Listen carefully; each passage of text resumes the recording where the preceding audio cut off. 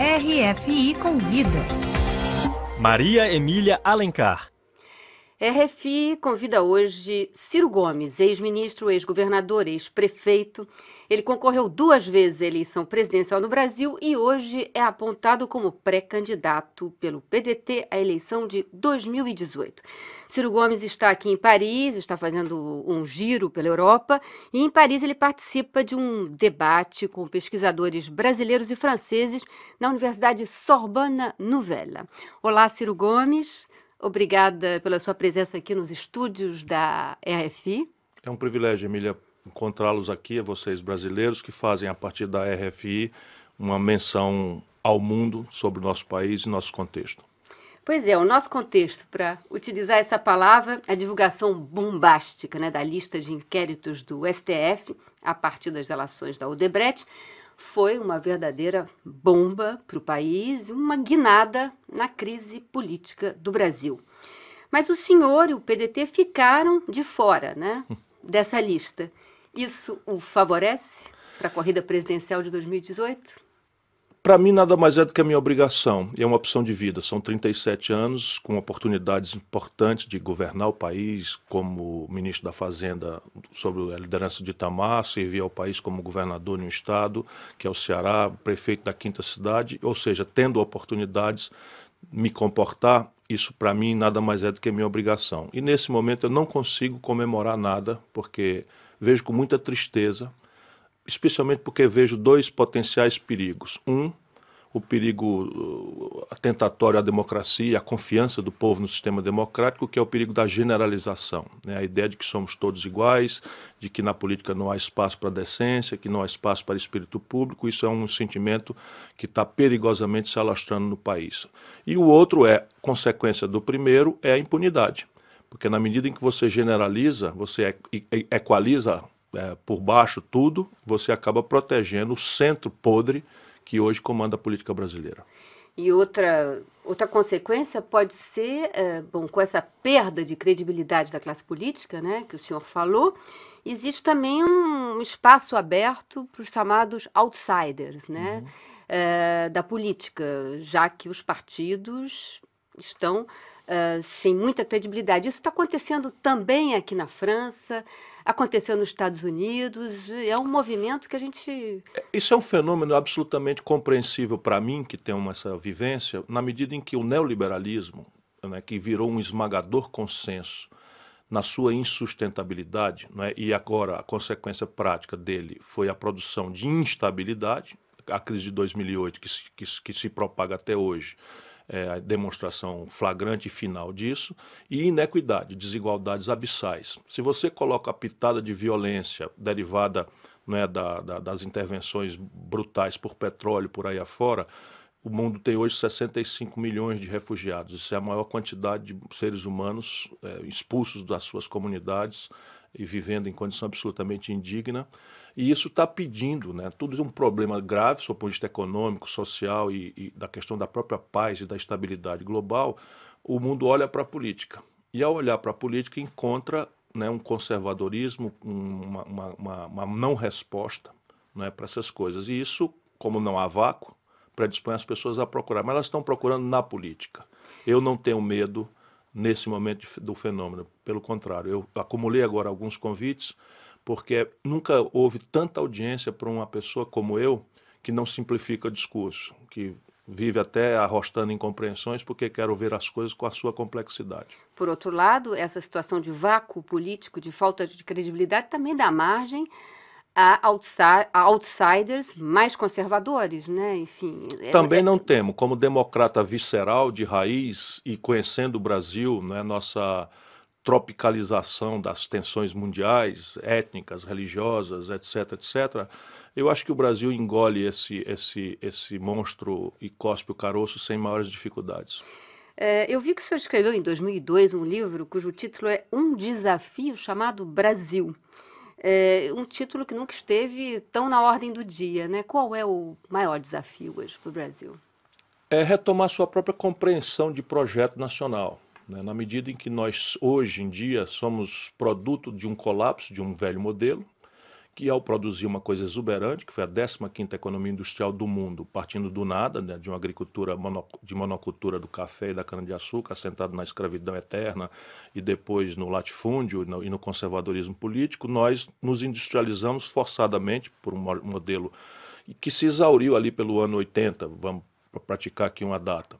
A partir daí, as emergências têm nos exaurido todas as energias políticas e agora não há mais ciclos emergenciais possíveis de serem tratados com paliativos. É preciso agora refundar a Estratégia Nacional de Desenvolvimento Brasileira em cima de concretudes muito práticas e contundentes. O país hoje, por exemplo, retornou a proporção da sua indústria em relação à economia ao que éramos em 1910. Ou seja, o Brasil está se desindustrializando e se a gente quer enfrentar um objetivo nacional de superar a desigualdade e a miséria, nós temos que retornar uma consciência de crescimento econômico, administrar sequelas, riscos inerentes a isso, que não são triviais, mas é preciso ter clareza de que a tática é interromper a desindustrialização e iniciar um novo ciclo de industrialização, cujas pistas estão dadas pelo tamanho dos desequilíbrios setoriais. Por exemplo, petróleo e gás. Por exemplo, complexo industrial da saúde, para ficar em 2 exemplos. Agora, você não acha que a grande emergência hoje no Brasil, claro, a reindustrialização em termos de economia, mas é a reconstrução da classe política brasileira? Sem dúvida, eu tenho sintonia com esse sentimento popular, mas eu me preocupo muito em que as pessoas sejam iludidas na crença simplória de que o nosso problema é a corrupção. Corrupção é uma chaga, é um câncer tremendo, porque ele contamina toda a confiança da população no sistema, ele elimina a possibilidade de você convocar o país aos sacrifícios necessários à construção do projeto, mas a centralidade do problema brasileiro na corrupção é um erro. Né? O nosso problema é o colapso econômico, o nosso problema é que nós somos 14 milhões de brasileiros desempregados, 9 milhões empurrados para a informalidade e para o trabalho selvagem, e isso tudo tende a piorar e a se agravar com o erro estratégico derivado da conspurcação golpista, né, do controle golpista do poder do país.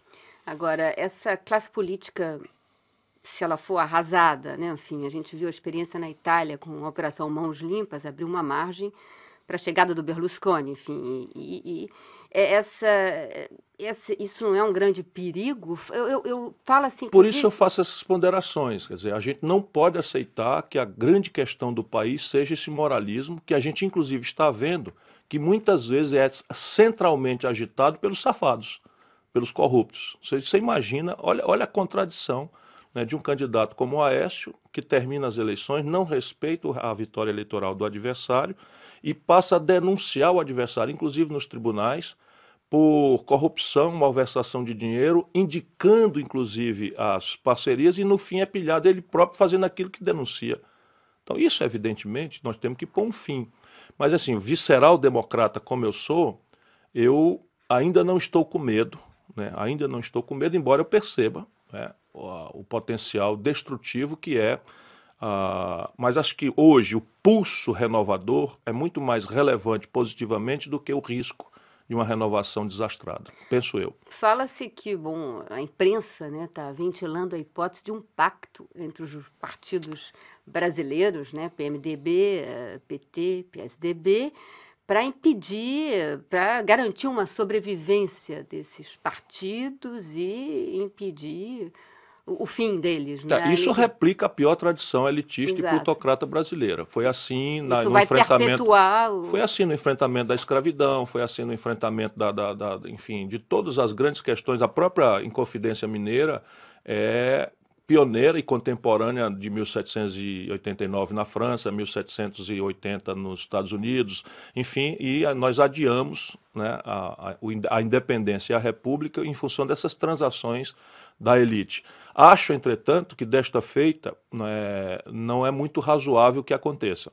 É evidente que está acontecendo a tentativa, já não é uma coisa planejada, já está em ocorrência. Uma das razões do golpe, de 3 mais graves, né, de fato pôr um fim à Lava Jato e à decomposição, né, da estrutura dirigente plutocrata e corrupta e em tudo por tudo igual, salvo exceções, do PSDB e do PT. Só que tem muitas outras forças hoje com certa representatividade fora e absolutamente infensas a qualquer tipo de transação ou acordo nessa direção. Eu, por exemplo. E, justamente, o senhor, por exemplo, o senhor é um dos nomes cotados presidenciáveis para 2018, mas o senhor já sugeriu algumas vezes que, se o ex-presidente Lula for candidato, o senhor desiste da candidatura. Não, isso é uma malversação de uma opinião que é complexa. O que é que eu digo? Eu serei candidato, vou agora fazer como eu deveria fazer sempre, pensando nas tradições lamentáveis de uma certa imprensa brasileira. Eu serei candidato dependendo só de uma coisa: o PDT, o meu partido, decidir que eu seja. Então não há nenhuma outra variável que diga se isso, ou se aquilo, ou se aquilo outro. O PDT decidiu, eu sou candidato. E sou com entusiasmo, porque a eleição é o apurado da política. Se eu não ganho, e acredito que a chance de ganhar dessa feita é muito grande, sem qualquer tipo de modéstia, né? Mas eu estou vendo as chances se alargar, eu terei, ainda que não vença, terei dado uma contribuição, né, a essa formulação de futuro que o país precisa desesperadamente. Então, isto está dito. Entretanto, foi o que eu falei, disse assim, se o Lula é candidato, fica difícil para uma candidatura como a minha ser achada pelo eleitorado, porque na hora que ele é candidato, ele passionaliza o quadro, polariza por si e contra si o quadro, de maneira que o eleitor meio que fica imediatamente constrangido ao preto ou branco, dado que o preto e o branco meio que viraram cinza ambos, né? E ainda assim fica difícil para alguém que está dizendo, oh, peraí, a vida não é preta ou branca, a vida tem nuances, a gente precisa compreender que há aqui virtudes e ali defeitos, e é que a gente precisa construir um caminho inteligente, não passional, tal. Que a dificuldade será, eu cultivo a verdade, mas vamos ver o que é que o povo decide. Agora, existe um espaço para uma frente de esquerda no Brasil? Não é o que nós precisamos. Não é o que nós precisamos, por quê? Porque o Brasil é um caso que não é para amadores, né? Até as próprias palavras, meio como George Orwell advertia, viraram uma certa nova língua. Então, quem é de esquerda no Brasil o é adjetivamente, não o foi substantivamente, porque nós fomos ao poder. Que nem a esquerda espanhola ou a esquerda francesa, que indo ao poder acabam replicando o ideário criptoconservador, que no caso brasileiro é caricato, para além de criptoconservador, é caricato. Lá no Brasil não é propriamente a perversão neoliberal. Na verdade, é um assalto ao dinheiro público feito por uma mediação do Estado Nacional Brasileiro, transferindo renda de quem trabalha e produz para as 10 mil barões que vivem do rentismo e da especulação financeira. Isso não há em manual nenhum do mundo que organiza. E o Lula deu status, né, de coisa boa a isso que foi imposto pelo Fernando Henrique. Não por acaso o Lula queria que o Meirelles fosse o ministro da Dilma. Aí há um golpe de Estado no país, pelo menos na minha convicção, e o golpista, empolgando o poder, bota o Meirelles que o Lula queria para ser ministro da Dilma. Tem uma coisa definitivamente errada, né, nessa equação. E essa é a razão superior de uma candidatura como a minha. Não necessariamente eu, mas essa linha de pensamento, essa percepção crítica de que esse modelo é ruim, é ineficiente, é impotente para resolver a equação brasileira, é o que se impõe nesse debate. Ok, então vamos imaginar que, por enquanto, não podemos falar numa frente de esquerda. Não, até podemos. Agora, qual é o método dessa frente de esquerda? Nós vamos sentar para fazer o quê? Para, na política, dizer, é preciso montar um presidencialismo de coalizão em que a concessão à fisiologia, ao clientelismo, à roubalheira, é uma inerência realista das contradições do Brasil. Eu discordo, já saí pela primeira razão. A segunda, e a mais grave, é a economia.